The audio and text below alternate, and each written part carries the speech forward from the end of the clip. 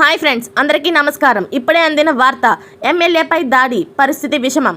ఈ విషయాలన్నీ తెలుసుకునే ముందు వీడియోని పూర్తిగా చూడండి, అప్పుడే మీకు పూర్తిగా అర్థమవుతుంది. అదేవిధంగా చాలామంది సబ్స్క్రైబ్ చేసుకోకుండా వీడియోని చూస్తున్నారు, దయచేసి సబ్స్క్రైబ్ చేసుకోండి. సబ్స్క్రైబ్ చేసుకోవడం వల్ల నేను చేసే ప్రతి వీడియో అప్డేట్ మీకు ముందుగానే నోటిఫికేషన్ రూపంలో వస్తుంది. అదేవిధంగా లైక్ చేయడం మర్చిపోతున్నారు, దయచేసి లైక్ చేయండి. లైక్ చేయడం వల్ల ఇటువంటి ఇంపార్టెంట్ ఇన్ఫర్మేషన్ చాలామందికి రీచ్ చేసిన వాళ్ళు అవుతాం. ఇక లేట్ చేయకుండా వీడియోలోకి వెళ్ళిపోదాం. పల్నాడులో ఏం జరుగుతోంది? ఇన్నాళ్ళు సైలెంట్గా ఉన్న టీడీపీ శ్రేణులు ఎందుకు దాడులకు తెగబడుతున్నారు? టీడీపీ కేడర్ని రెచ్చగొట్టేది ఎవరు? ఇదంతా వైసీపీ ప్లాన్ ప్రకారమే జరుగుతుందా? అసలు పల్నాడులో ఏం జరుగుతుంది అన్న ప్రశ్నలు రైజ్ అవుతున్నాయి. ఎన్నికల తర్వాత పల్నాడులో మంగళవారం మధ్యాహ్నం ఉద్రిక్తత నెలకొంది. పల్నాడు జిల్లా అమరావతి మండలంలో వరద ముప్పు ప్రాంతాల పర్యటనకు సిద్ధమవుతున్నారు వైసీపీ మాజీ ఎమ్మెల్యే నంబూరి శంకర్రావు. ఆయనతో పాటు పార్టీకి చెందిన పలువురు వాహనంలో అమరావతి ప్రాంతానికి బయలుదేరారు. వైసీపీ నేతల పర్యటనను అడ్డుకోవాలని ఆ నియోజకవర్గం టీడీపీ నేతలకు పిలుపునిచ్చారు.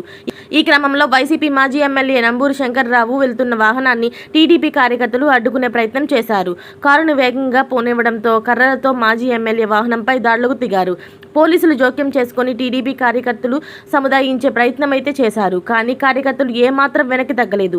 ఎట్టకేలకు పోలీసుల జోక్యంతో కార్యకర్తలు శాంతించారు.